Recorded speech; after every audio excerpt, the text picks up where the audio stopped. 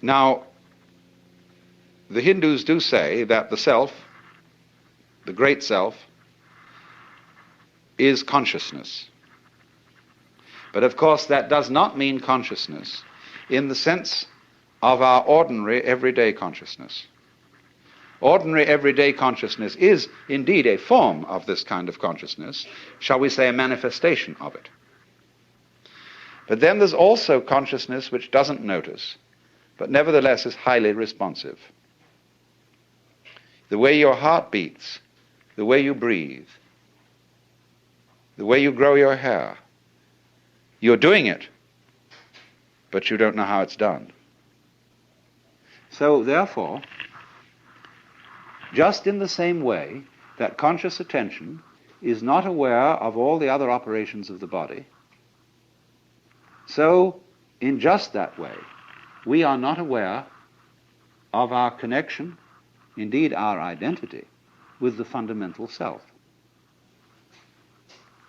When the leaves die and fall off the trees, or the fruit drops, next year, more leaves, more fruit.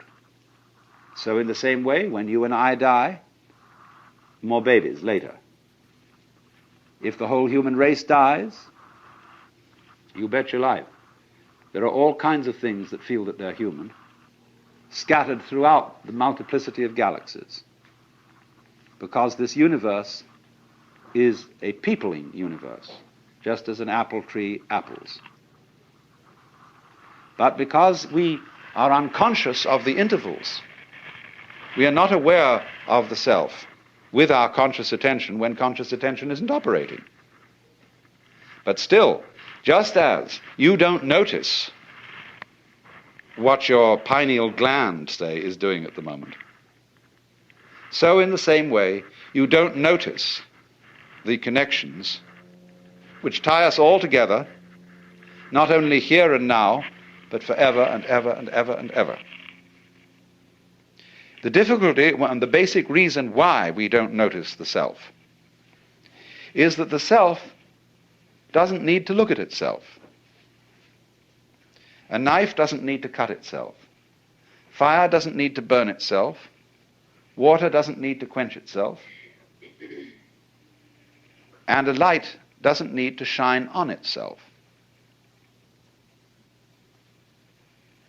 So this is the fundamental problem of having some sort of awareness of the self. Nevertheless, it is the whole contention of Indian philosophy, especially what we call Vedanta, that it is possible, in a certain way, to become aware of oneself in this deepest sense, to know that you are the totality.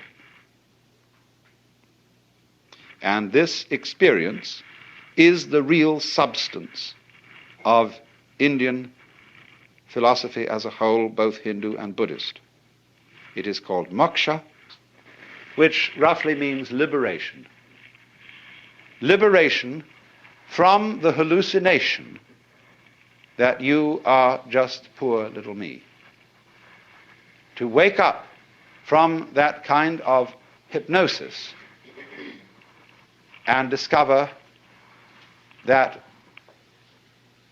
you are simply something, your organism, your physical body, your conscious attention, which is your ego, that you are something being done by this vast, indescribable self, which is out of time, which has no beginning, no end, it neither continues nor discontinues. It's beyond all categorization whatsoever.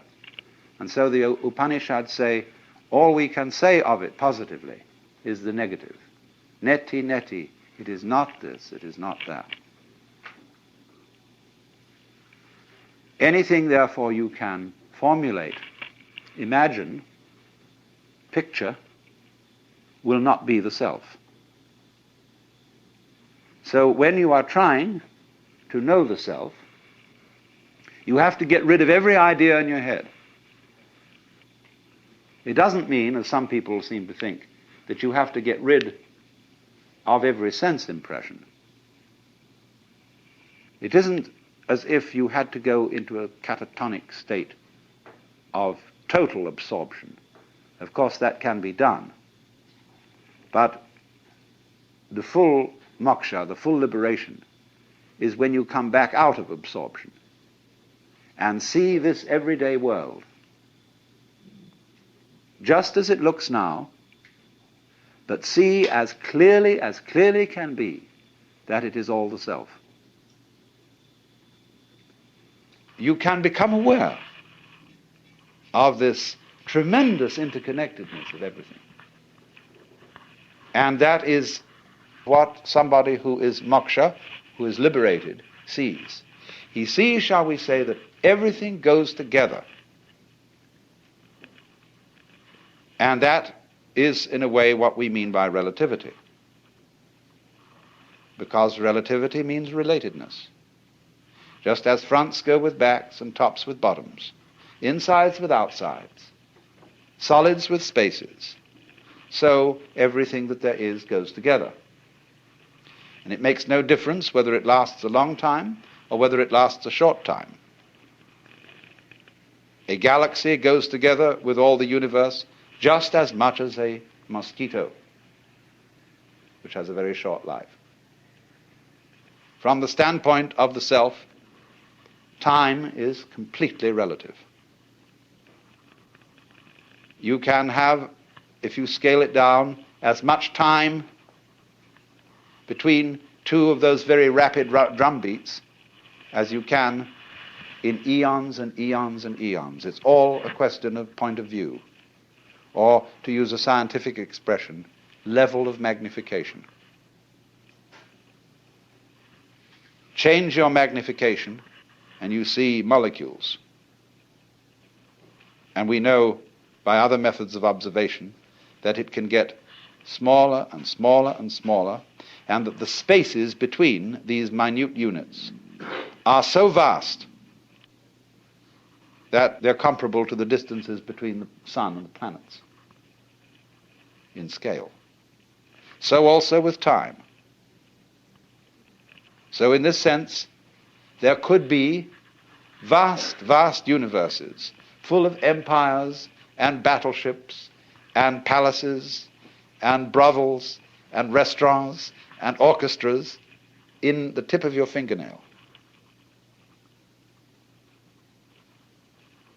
And on the other hand, we could be all going on in the tip of somebody else's fingernail.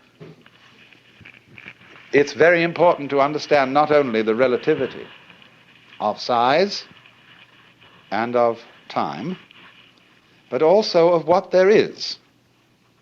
Now, as you know, the human senses respond only to a very small band of the known spectrum of vibrations. We know through instruments of quite a vast spectrum, but we, as I say, with our senses, see only a little of it.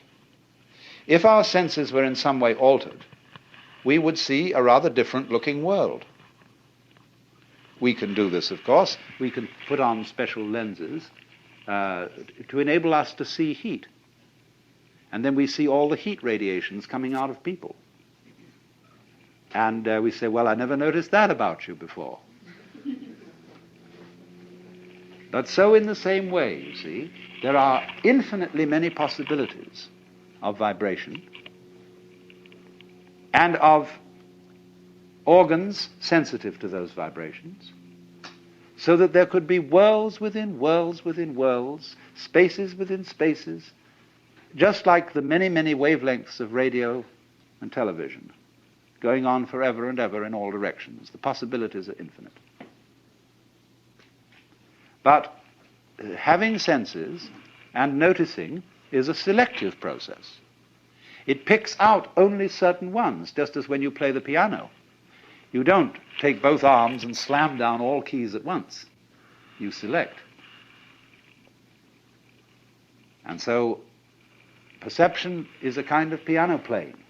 It is picking out certain things as significant, that is to say, as constituting patterns, And the whole universe seems to be a process of playing with different patterns. But whatever it does, whatever it plays, in whatever dimension, on whatever scale of time or space, it's all on the self.